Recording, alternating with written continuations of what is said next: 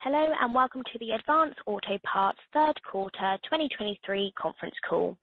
Before we begin, Elizabeth Eisleben, Senior Vice President, Communications and Investor Relations, will make a brief statement concerning forward-looking statements that will be discussed on this call. Good morning, and thank you for joining us to discuss our Q3 2023 results. I'm joined by Gene Lee, our Interim Executive Chair, Shane O'Kelly, President and Chief Executive Officer, and Tony Iskander, Interim Chief Financial Officer. Following Shane and Tony's prepared remarks, we will turn our attention to answering your questions. Before we begin, please be advised that remarks today will contain forward-looking statements. All statements other than statements of historical fact are forward-looking statements, including, but not limited to, statements regarding our ongoing strategic and operational review, initiatives, plans, projections, and future performance. Actual results could differ materially from those projected or implied by the forward-looking statements. Additional information about factors that could cause actual results to differ can be found under the captions Forward-Looking Statements and Risk Factors in our most recent Form 10-K and subsequent filings made with the Commission. Now, let me turn the call over to Shane. Good morning, everyone, and thank you for joining us. I'm pleased to be here for my first earnings call as the CEO of Advance. We have several topics to discuss with you this morning. But before I begin, I'd like to thank all of Advance's team members who I've come to know during my first 60 days with the company. During that time, I visited our stores across multiple markets, met with numerous customers, spent time in our distribution centers, got to know our CarQuest independents, and attended our annual vendor summit, where I had the chance to meet with many of our major suppliers. Through all of this, I came away impressed with the passion and dedication of our frontline team members, and I remain optimistic about the future of the company. In addition to spending time in the field, I have partnered closely with the board and management team to make progress on our strategic and operational review. As the new CEO, I place a premium on capabilities learned during my time in the military. This includes aligning the company around fewer measurable goals while ensuring discipline and accountability in the process to achieve those goals. During my review of Advance, we identified the need to simplify our overall strategy while also improving execution, both of which will create value. Consistent with that, we are moving forward with a sense of urgency to help stabilize the company and return to profitable growth. Today, we are announcing decisive actions that we have initiated to achieve these objectives. Those actions are, number one, the initiation of a sale process for Worldpac. Number two, the initiation of a separate sales process for our Canadian business. Number three, significant cost reductions. Number four, reinvestment in the field. And number five, the appointment of a new CFO, as well as other organizational updates. These decisive actions are further reinforced with a renewed and vigorous commitment of selling auto parts. That is our core business. This includes eliminating numerous initiatives that were distracting us from a clear focus on the most fundamental aspects of our business. We believe our success will come from disciplined execution across the blended box model, where we service both professional installers and DIY customers from our Advance and CarQuest locations. Let's take a moment and further describe our 5 decisive actions, beginning with the decision to initiate the sale process for Worldpac. Worldpac is a high-performing business and, as you know, is very different than our core blended box model. As we get back to the fundamentals of servicing our professional and DIY customers, we view now as the right time to simplify our model. The Worldpac business still operates relatively independently from Advance, and we believe that the sale process will not create a distraction. Next, let's talk about our business in Canada, which goes to market under the CarQuest banner. Today, we are announcing a separate sale process for that business. Like Worldpac, our Canadian business also runs largely independently and predominantly serves professional customers. We do not believe this sales process will cause a distraction for our U.S. business.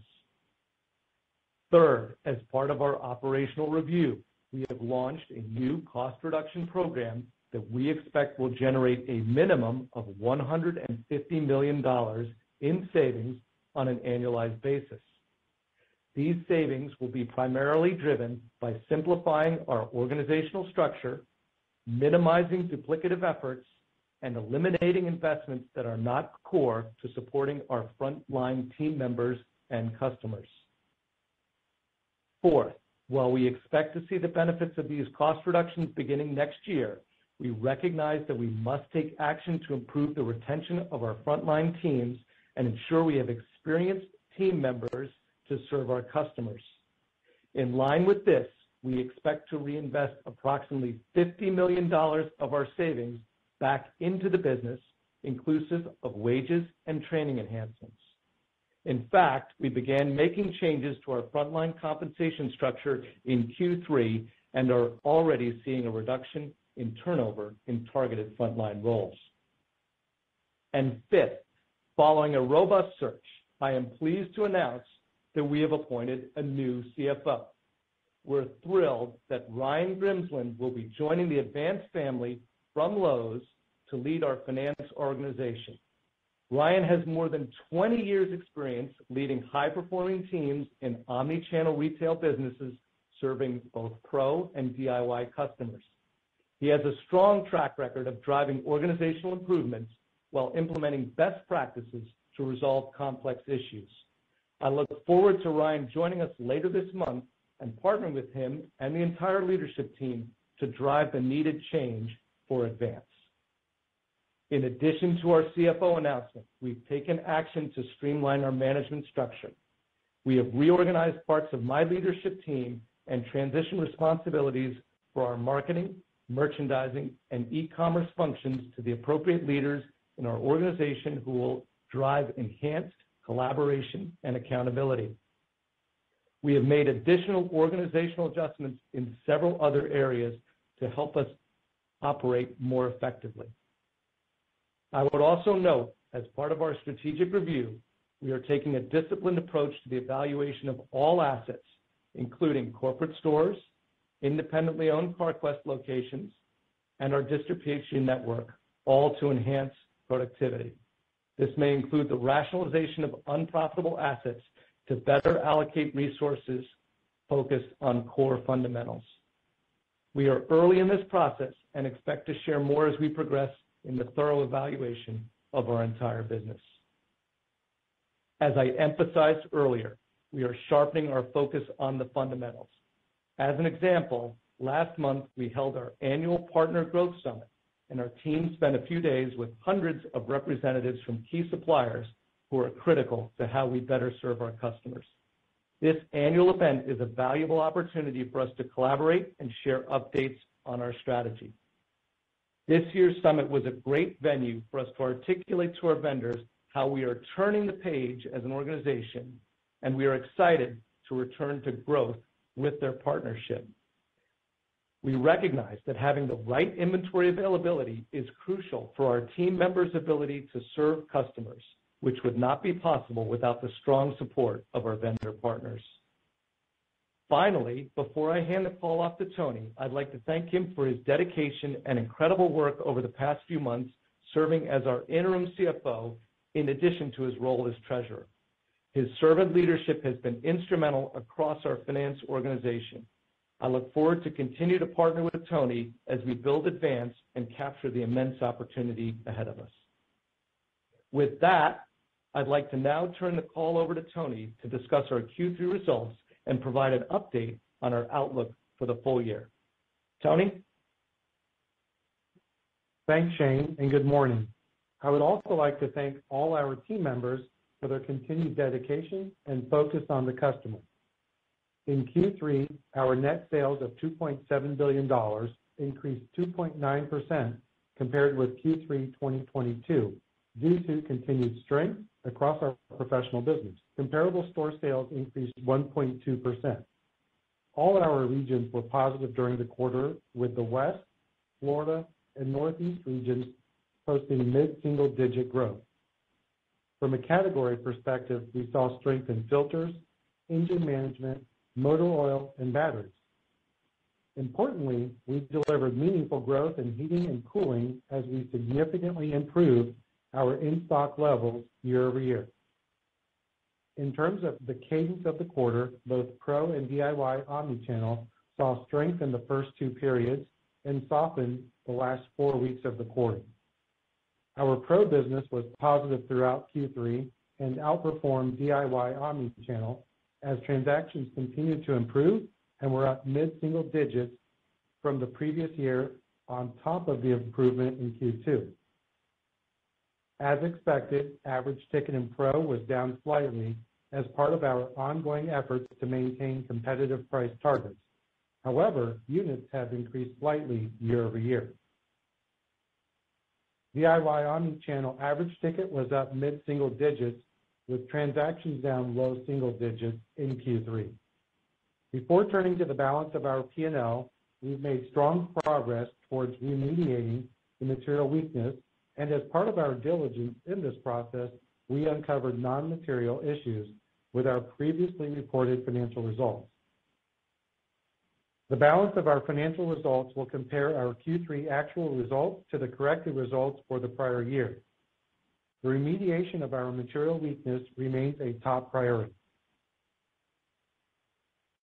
Despite improving top-line trends, our gross profit margin was negatively impacted by several factors and deleveraged 830 basis points compared with Q3 2022. First, in line with the decisive actions Shane highlighted earlier, and as part of our operational review of the business, we implemented a change in estimate regarding our excess inventory reserve and incurred a one-time impact of approximately $119 million. Further, like previous quarters, we experienced approximately $80 million in higher product costs that were not fully covered by pricing actions as we sustain our CPI targets. In addition, wage inflation and increased volume resulted in elevated supply chain expenses. These headwinds were partially offset by a reduction in LIFO-related expenses as we recognized a $56 million benefit this quarter compared with $67 million of expense in the same period last year. While SG&A dollars in the quarter increased year-over-year, as a percent of net sales, SG&A leveraged nearly 30 basis points. Our Q3 operating income margin deleveraged approximately 810 basis points compared with the prior year quarter. As you saw in our release this morning, and as Shane discussed, we are taking action to significantly reduce costs in the business that have increased faster than sales over the past few years. We expect to see the full annualized savings of a minimum of $150 million in 2024, with approximately $50 million reinvested in our frontline team members. Diluted loss per share was 82 cents in Q3, compared with diluted earnings per share of $1.92 in the prior year quarter. Free cash flow in the quarter was an inflow of $148 million, and year-to-date was an outflow of nearly $157 million. As we continue to focus on our working capital metrics, our AP ratio expanded 470 basis points from Q2 2023 to 79.8%. Before turning to guidance, let me touch on supply chain financing. We have maintained a similar level of capacity in our supply chain finance program, thanks to the strong bank partners that continue to support us and our vendors. As you saw in our release this morning, we are updating our full-year guidance. We are adjusting the top end of our net and comparable store sales ranges. However, as mentioned, there are several one-time factors impacting margins in the back half of the year. This includes the change in our excess inventory estimate in Q3 and costs we expect to incur related to our organizational restructuring in Q4. Accordingly, we are reducing our operating income margin, diluted EPS, and free cash flow guidance ranges. We are taking decisive actions to improve our cost structure now and will continue to evaluate further opportunities as we make additional progress on our strategic and operational review.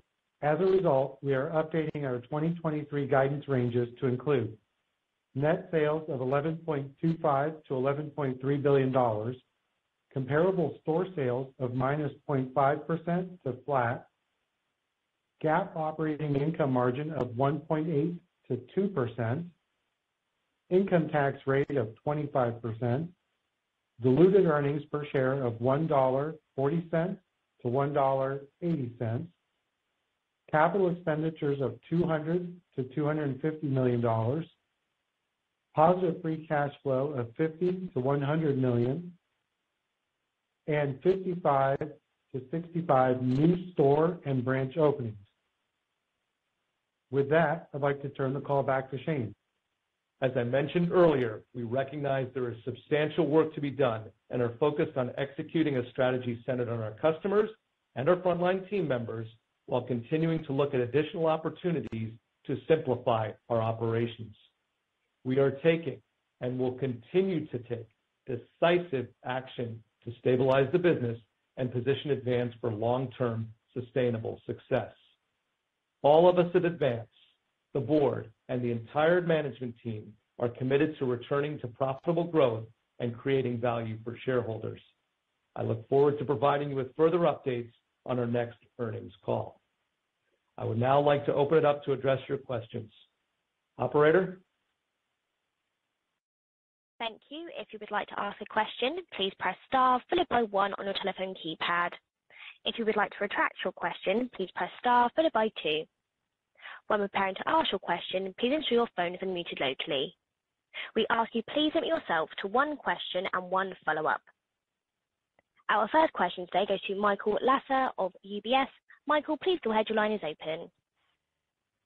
Good morning. Thank you so much for taking my question. Shane, I know it's been very early in your tenure at Advance Auto Parts, but there's so many moving pieces in the business right now. As you think about the long term, what's a realistic operating margin for the core business, excluding some of the businesses that you're looking to sell? And it seems like the implied gross margin is going to settle around the 41% range. Is that the correct run rate that we should think about for the long term?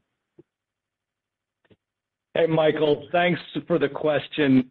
It's too early for me to set what the long-term OI looks like for this company, other than to say that I'm optimistic about where it can go, and that if we do these 5 decisive actions as we implement them, they'll all help in boosting where we sit there. And then same for margin, early days, but know that we are absolutely focused on where we can increase the margins, and we'll be looking to do that in 24. Just one other small comment there, a way to help think about making that happen is with our org structure, where one dimension of that is having merchandising be a direct report to me. And I view that as a critical component for managing margin in a retail company. Okay. My follow-up question is, are you seeing any impact from the negative credit rating downgrade? And how are you thinking about capital needs of the business? And if anything, you could comment around the size of Worldpac or the Canadian business that will help that as you go through the process. So a lot there. I'm going to ask Tony to comment, but we don't have liquidity issues or issues on supply chain financing. And then not going to comment on the size of Worldpac or Canada. We've engaged Centerview to manage that process, and interested parties can reach out to them. But Tony, can you tell us about the liquidity and financing? Yeah. Hey, Michael. Good to talk to you again. As you heard my prepared remarks, we have continue to maintain the same level or very similar levels for our supply chain finance program, which really supports our vendors and our finance program. So we're not seeing any impact. And as you saw in our earnings release, We continued to grow cash flow. Our cash balance on the balance sheet grew, and we did not have any outstanding on the revolver as we have paid that down during the quarter as well. And the last thing I'll just add, there's no, and Michael, there's no urgency or requirement around the sale of Worldpac Canada. They're both good businesses. This is really around our strategy and what we want to focus on as a company going forward, which is that domestic blended box model. Understood. Thank you very much, Shane. Good luck. Thank you. And our next question goes to Chris Horvers of JP Morgan. Chris, please go ahead. Your line is open. Hi, good morning. It's Christian Carlino on for Chris. I guess stepping back, how would you characterize, what went wrong with the supply chain and any color on the path forward in terms of the timeline or the cost to fix it? You laid out the timeline for the cost saves, but it seems like you'll also be paring back maybe some of the smaller CarQuest DCs. So will you then need to add, more modern or better located facilities, or is it more, on the operational front, fixing the inventory management process?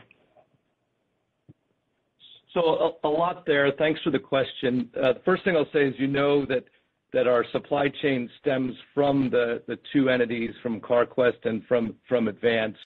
That'll be one of the next areas where I'll be putting focus, is really around validating the design of our future supply chain. And as we do that, there'll be some rationalizations. There may be some facility additions, but we're comfortable we'll develop that plan as we go forward. In terms of availability, those efforts can be discrete of just what occurs on the actual supply chain design, and there's been a lot of work going on there, which we've improved across a number of areas. Think about that as undercar, engine management, heating and cooling, brakes, and that comes from the pick and shovel work going on with the merchandise and inventory teams. Got it. That's helpful. And then just one quick one on the guide. What are you including for the one-time reorganization costs in 4Q? And then I guess also, how, in terms of how you're managing the supply chain finance program, is the implication that you're maybe giving suppliers back some margin in exchange for, holding the payable days somewhat constant? How should we think about, the puts and takes there? Yeah. Hey, two good questions. So first, let's address the supply chain financing. We are not seeing that kind of impact in our programs. We have very strong bank partners, and we have a tremendous amount of support from our key vendors. And we are not seeing any of that at this time. So in terms of that, we feel good. In terms of the guide in the back half, we have not laid out the impact from the restructuring. It is included in our guide. We're really not commenting on that just due to the sensitivity around our team members as we kick this off. Yeah, those reorganization dimensions are taking place this week, and we want to be sensitive to our associates. That's a difficult process for any company to go through. Got it. That makes sense. Appreciate the help. Thank you. The next question goes to Elizabeth Suzuki of Bank of America Merrill Lynch. Elizabeth, please go ahead. Your line is open. Great. Thank you. Just a question on the decision to increase the new store opening pace. I mean, particularly in the context of simplifying the business and preserving cash flow. Just curious what you're seeing in terms of, new store profitability and whether that's been exceeding your expectations. Yeah. So, hey, Liz, good to talk to you again. We increased that based on a couple opportunities that we have had in terms of opening stores or accelerating some of those openings, new store openings. So we believe that, we will continue to be very prudent in our approach to new stores, and we will continue to focus on asset productivity that we've talked about the last 2 quarters, and that's an important part of our business. And just a question on the businesses that you're planning to sell and, what was acquired back in 2014. Just thinking about how that how those assets have evolved and whether, so you're selling the Canadian part of the CarQuest business, but keeping the U.S. part and selling the WorldPac part of the GPI acquisition. So just trying to frame or size those, businesses as much as possible, just, for our own analysis. Yeah, we don't do segment reporting, so not prepared to break those out now, but just reiterating, they're both good businesses.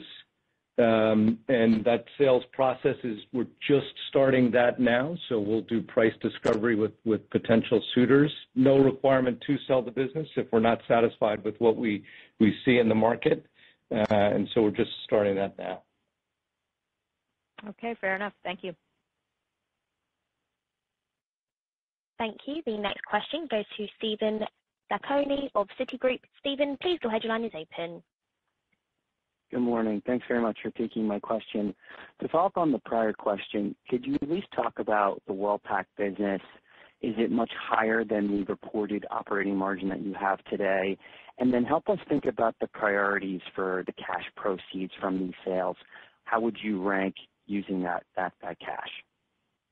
Yeah, so good question. Unfortunately, back on the segment reporting, not going to talk about the business other than to say it's a great business. We don't have a requirement to sell it. Selling it lets us simplify our approach going forward, which is to that blended box model. Your question on the proceeds is a good one.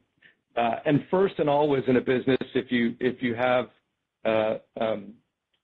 the economic dollars from an event like this, we're going to deploy it to initiatives that clear our internal rates for what we want to do with the business. So there's investment for our business, the growth of the remaining business. We're excited about that.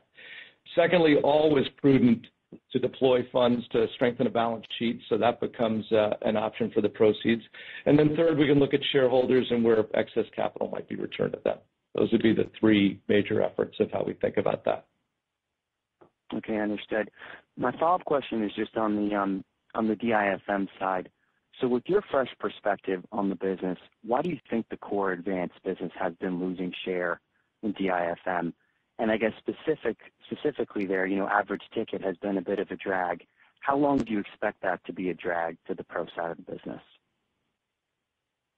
Yeah, so I'm going to ask Tony to break out a bit of flavor on our DIY versus DIFM performance, but know that my focus coming into the organization is to take those decisive actions that help us simplify the business and then provide the focus at that store level for both the DIY and DIFM customer.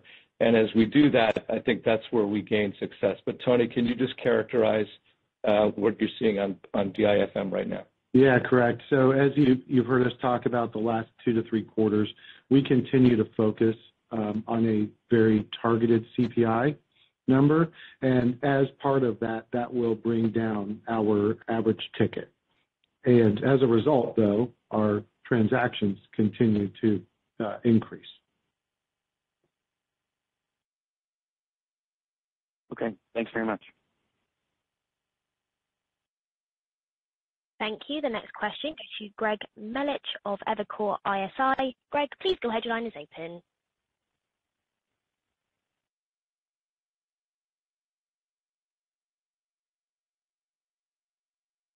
Greg, can you hear us?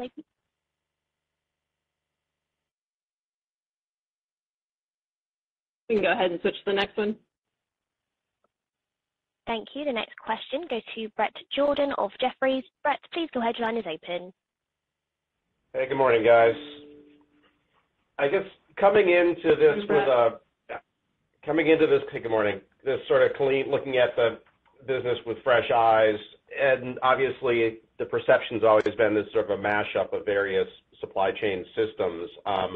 How close do you see this to being sort of consolidated, to being a common supply chain across all of the stores, ex WorldPac? Had real progress been made from a system standpoint? Yeah, so the supply chain team is diligently on task for that. And for me, that you think about the 5 decisive actions we covered, that's where my immediate focus is.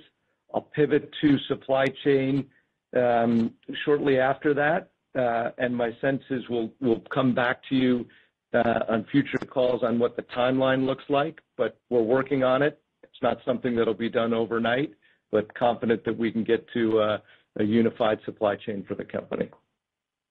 Okay. And then I guess on Worldpac, what do you see, I guess, a dyssynergy in the sale? Were there common customers or sales to Advance that were a result of your having the Worldpac business that you might lose, or is it relatively separate?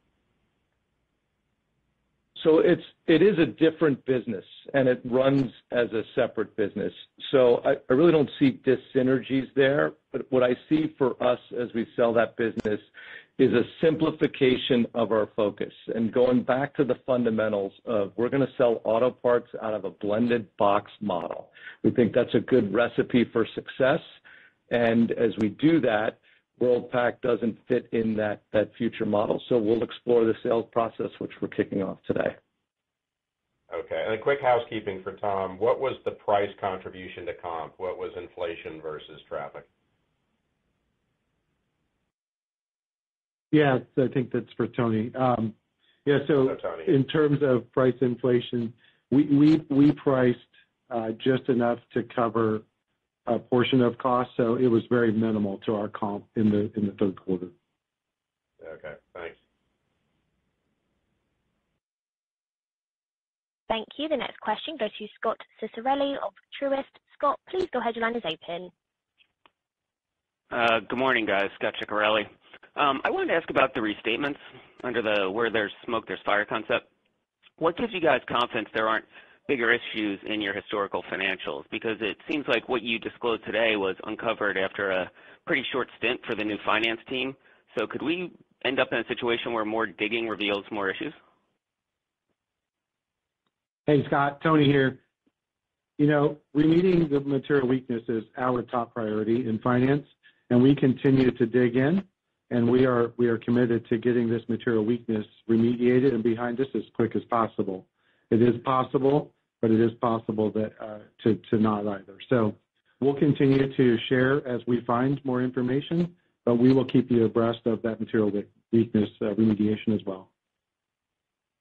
Got it. And then can you repeat the comments you made on LIFO? Did your numbers this quarter actually include a sizable year-over-year benefit from LIFO? Is that what I heard?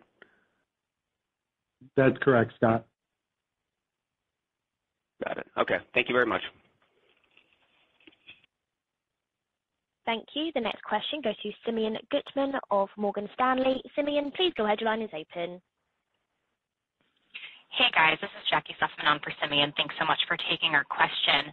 You guys mentioned in your prepared remarks that some of the cost savings will go towards reinvesting to improve employee retention.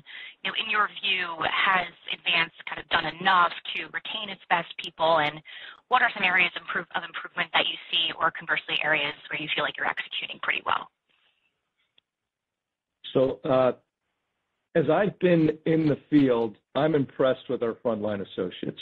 We've got energized team members engaging every day, doing their level best to take care of customers. What we found is in certain key positions in the company, where we were from a wage perspective was below where we wanted to be. So we've started to make some of those investments, and we see correspondingly where we make the investment, the turnover is reduced. And so we think taking some of the monies from the cost reduction and putting that into wage will help further reduce turnover for key positions. But the initiative will extend beyond wage, and as our team, our field team and our HR teams work together, we also think that training, career pathing, showing folks how they can develop over time with Advance, that's all part of it as well.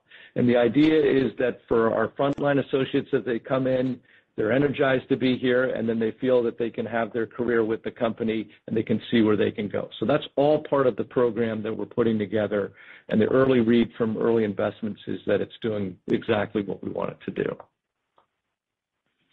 Gotcha. That's super helpful. And just one more kind of housekeeping question, regarding the cost savings that you mentioned. Where will that kind of fit in across the P&L? Is that mostly on the SG&A side or mostly on gross as well? If you can give some color on that. Thank you. Yeah, it's predominantly in SG&A. You'll see most of that savings come through there. Great. Thanks so much. Yep. Thank you. The next question goes to Chris Bottiglieri of BNP Paribas. Chris, please go ahead. Your line is open. Hey, everybody. Thanks for taking the question. Was hoping you could elaborate more on this inventory write-down. Like, appreciate you guys are cleaning accounting up. I think it's really great to see. It's been one of my concerns for a while now.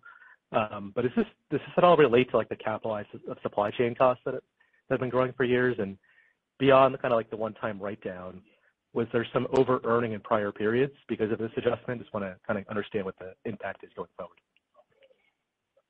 Yeah. Hey, Chris, it's Tony. Good to talk to you. We changed the way we estimate excess inventory, and as a result, we took a one-time change or charge to our P&L of $119 million. It's not relevant to say that it's part of the capitalized supply chain costs. The capitalized supply chain costs continue. Those are in and out as a result of how much inventory we buy or sell. So this is just a pure result of our change in estimate. Gotcha. Okay, that's really helpful. And then just a second, what do you think like the right SG&A growth rate of this business is moving forward? It seems like peers are kind of ramping up their investment in terms of an SG&A per store. I think it's great that you're reinvesting $50 million of the $150, but why not all $150? Like, how do you think about reinvestment? It seems like if you're cutting costs and your peers are accelerating investment, it's like, I think it's been one of the challenges the business has faced the last 5 years. So I'll start. Yeah, it's a good question. I'll start and ask Tony to comment. We're not suggesting through this cost cutting that we're not going to reinvest in the business or we're not going to invest in the business going forward. This was really around looking at the current state of the business and where we're spending money and where we're heavy or where we weren't getting productivity. But we'll absolutely be investing for growth in the future. I think that's a key part of it. And then in SG&A, the way I think about just retail businesses in general, we want to be creating leverage as we go forward. But Tony, if you have any character on how we think about that, that'd be great. Yeah, Chris. So the way to think about it is over the last few years, our SG&A or our cost structure has outgrown our top line. So the actions we took and we're announcing today are not to stop investing in our stores or in the business. This is to stop doing certain projects or focus on what's really the fundamental of the business. So, and that's how we approach this cost reduction program. Gotcha. That's really helpful. Thank you for the color. Thank you. The next question goes to Steven Forbes of Guggenheim Partners. Steven, please go ahead. Your line is open. Good morning, Shane, Tony. Shane, I wanted to revisit the decision to sell Worldpac. Really, if we could just take a step back, Shane, so early on into the 100-day review process, why such urgency in the message and the decision to sell the Worldpac asset? What is the urgency really stemming from? Yeah, so first, I don't want you to think that these are knee-jerk decisions. Had the benefit of counseling continuity from our executive chair, Gene, also talking with statured leaders in the company in terms of assessing what the right direction is. So that perspective doesn't just come from me being in the business for 60 days. What I do bring in terms of fresh eyes is a validation of that perspective and then a bias for action. And I think that's really important. One of the things that this company needed to do to reset is to make the decisions that'll set us on the trajectory for success going forward. Doesn't mean I have all the answers, readily admit it. Doesn't mean that in some of these initiatives that we won't make mistakes, and where we do, we'll correct course. But clearly, as you looked at the performance of the company over time, which I did before I came in, it's clear that where we were with our status quo activities wasn't working. And so that's where that comes from. And we think strategically going forward with that blended box model is a tenet for our success. And then appreciate that, Shane. And just a quick follow-up. I realize you're not providing financial color on the assets for sale, but I'm not sure if you can maybe help reframe what the remaining assets would be free cash flowing this year, right, as we sort of think through the $50 to $100 million guidance for the full year. Is the core asset free cash flow positive this year? Yeah, since we don't segment report, we can't break that out for you. We don't anticipate any the sale to happen this year, so the 50 to 100 is inclusive of our consolidated financial operations. Thank you. Thank you. The next question goes to Seth Basham of Wedbush. Seth, please go ahead. Your line is open. Thanks a lot. Good morning.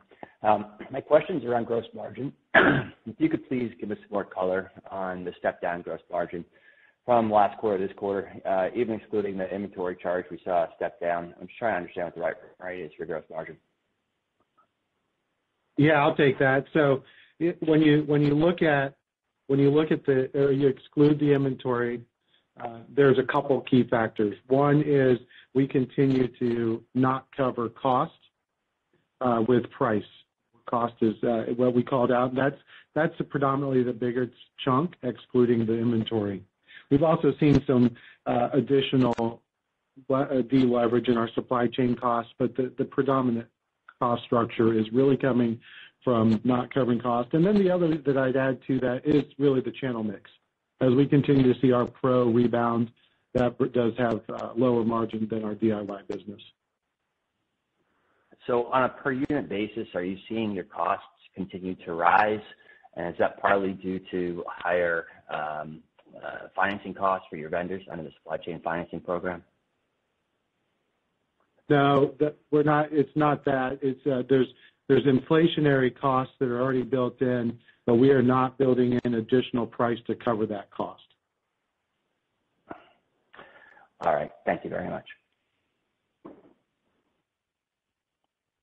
Thank you. The next question goes to Zach Fadem of Wells Fargo. Zach, please go ahead. Your line is open. Hey, good morning. So first of all, Shane, congrats on the first earnings call. So the question, could you talk a bit about the game plan for growing your do-it-for-me business today, and whether you think the current 60-40-ish do-it-for-me DIY mix is optimal? And then as you think about balancing growth and profitability, should we expect a culling of the business to remove less profitable customers, or is there a plan to prioritize the top line over profitability? Any color there? Great. So let's talk about those each in turn. First, on growing the pro, we certainly want to have the pro be a prominent part of our growth. And the way you do that is engagement in the market. It starts with the CPPs in the stores. Those are our store-based pro representatives. Also, our field-based representatives, our CAMs. And so we've done some moves in terms of how we're organizing that pro part of our business under Junior Ward. And so we've made some streamlined moves, and in particular, as we get ready to divest Worldpac. So that will help us on the pro side of the house, and we'll have that focus there. Obviously, it also means we've got to have the right parts on hand for the pros. In this business, you want to be first call, and that's where we're aligning our efforts so that as our pro customers need product, they call us and we go ahead and get it. As it relates to how we think about less profitable customers, I'm going to just put this broadly under just an effort around asset assessment and utilization across the company. We just need to look at how we operate and where we operate and make rational decisions around where we can grow and grow profitably. And I don't want to just do top line without the expense of contributing operating income. I think that's important. So that's what we're looking to do. We're looking to get Advance back on a trajectory of consistent, profitable growth. And as we look at all of our assets, inclusive of our stores, our supply chain, how we merchandise, and then who we sell to, I think it's appropriate to make logical decisions about with each of those about getting to that profitable growth. Got it. Appreciate the color there. And then I think you suggested that your operating margin is expected to grow in 2024. So just curious if you could talk a little bit about the makeup there in more detail with respect to top line growth versus margin recovery versus structural change like taking Worldpac and other costs out of the business. Yeah, I think it's too soon to start talking about 2024 in terms of margin. We'll come back to you in February and provide you a lot additional color. What we have said so far is, the cost reduction program that we have announced today, that will benefit full run rate in 2024. But more to come in February as we continue down this strategic and operational review of our business. Got it. Thanks for the time. Thank you. Thank you. The next question goes to Priya Ohri-Gupta of Barclays. Priya, please go ahead. Your line is open. Hi, thank you for taking our question. This is Orgis in for Priya. We have a question in terms of the credit ratings. Are you considering soliciting a Fitch rating at this moment? Thank you. Yeah, as we continue to assess our overall capital structure, we will always consider what makes the most sense for the business. If we decide to solicit a Fitch rating for public, we will announce that in the future. At this time, we are maintaining what we have today. We are focused on turning our business, and we continue to improve our cash flow and working capital metrics that you've seen us announce this quarter. Thank you. Thank you. The next question goes to Michael Montani of Evercore ISI. Michael, please go ahead. Your line is open.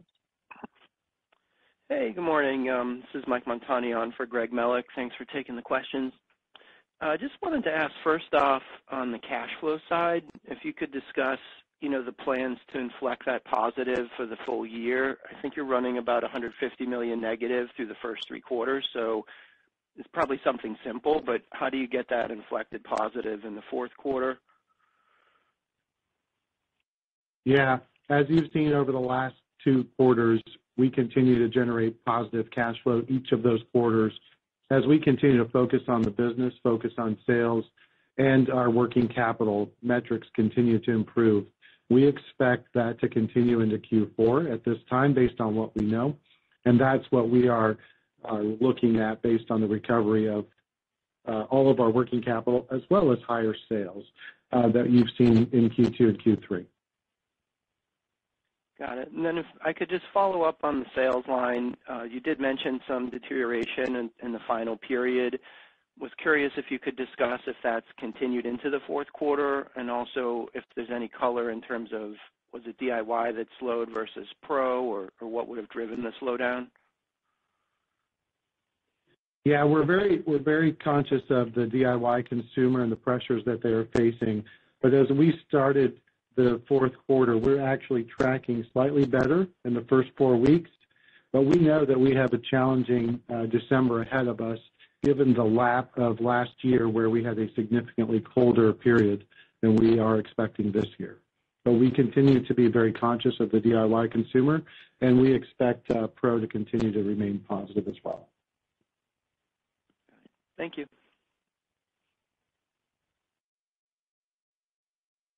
Thank you. Our final question goes to Andrew Chasanoff of Oppenheimer. Andrew, please go ahead. Your line is open. Hey, it's Brian Nagel from Oppenheimer here. Thanks for taking our questions. We appreciate it. So a couple questions.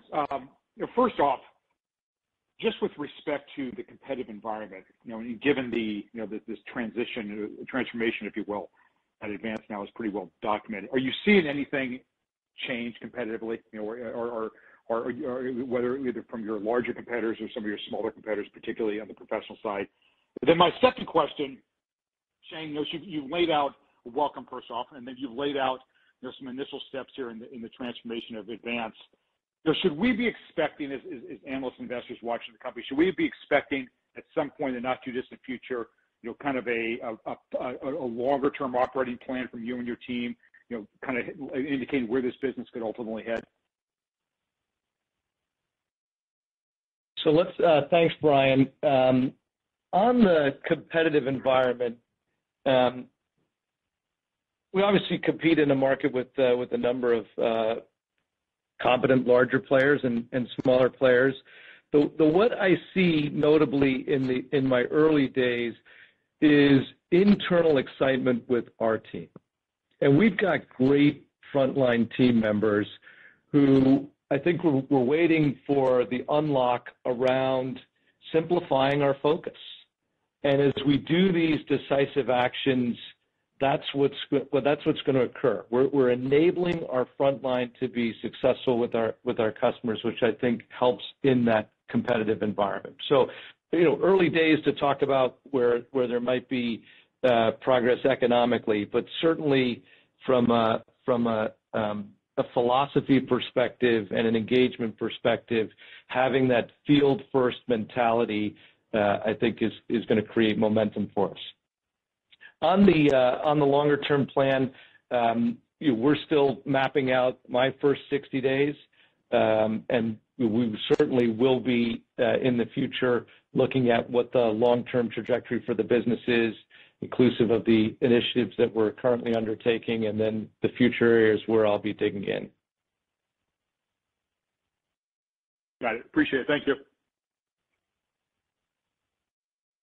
That is all the questions we have today. Thank you all for joining us. We're grateful for your continued support. Wish you all a very happy Thanksgiving next week and look forward to sharing more in February. Have a nice day. Thank you. This now concludes today's call. Thank you all for joining. You may now disconnect your lines.